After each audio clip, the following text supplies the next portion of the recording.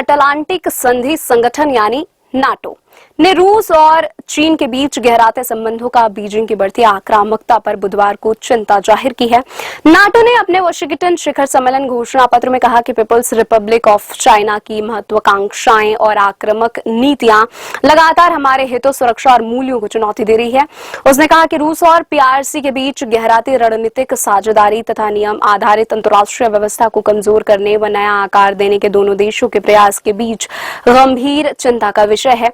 शिखर सम्मेलन में शामिल राष्ट्राध्यक्षों और शासन प्रमुखों की ओर से जारी घोषणा पत्र में कहा गया है कि हम सरकार में शामिल और उनसे इतर तत्वों से हाइब्रिड, साइबर, अंतरिक्ष और अन्य खबरों तथा दुर्भावनापूर्ण गतिविधियों का सामना कर रहे हैं। इस सम्मेलन में स्वीडन को नाटो के 32वें सदस्य के रूप में शामिल किया गया। घोषणा पत्र में कहा गया है कि फिनलैंड और स्वीडन को नाटो में शामिल होना उन्हें सुरक्षित और संगठन को मजबूत बनाता है। हाई नॉर्थ और बाल्टिक सागर क्षेत्रों में भी इसमें कहा गया है कि यूक्रेन पर रूस के आक्रामक ने यूरो अटलांटिक क्षेत्र में शांति और स्थिरता भंग कर दी है तथा वैश्विक सुरक्षा को गंभीर नुकसान पहुंचाया है। घोषणा पत्र में कहा गया है कि रूस संगठन के सदस्य देशों की सुरक्षा के लिए सबसे महत्वपूर्ण और प्रत्यक्ष खतरा बना हुआ है। इसमें कहा गया है कि आतंकवाद अपने सभी स्वरूपों और अभिव्यक्तियों में हमारे नागरिकों की सुरक्षा और अंतर्राष्ट्रीय शांति एवं समृद्धि के लिए सबसे प्रत्यक्ष खतरा है।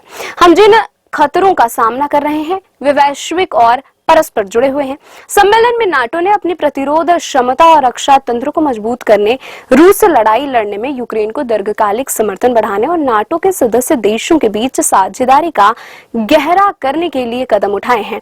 घोषणा पत्र में कहा गया है कि हम यूक्रेन के राष्ट्रपति जेलेंस्की और ऑस्ट्रेलिया, जापान, न्यूजीलैंड, कोरिया गणराज्य तथा यूरोपीय संघ के नेताओं का गर्मजोशी से स्वागत करते हैं।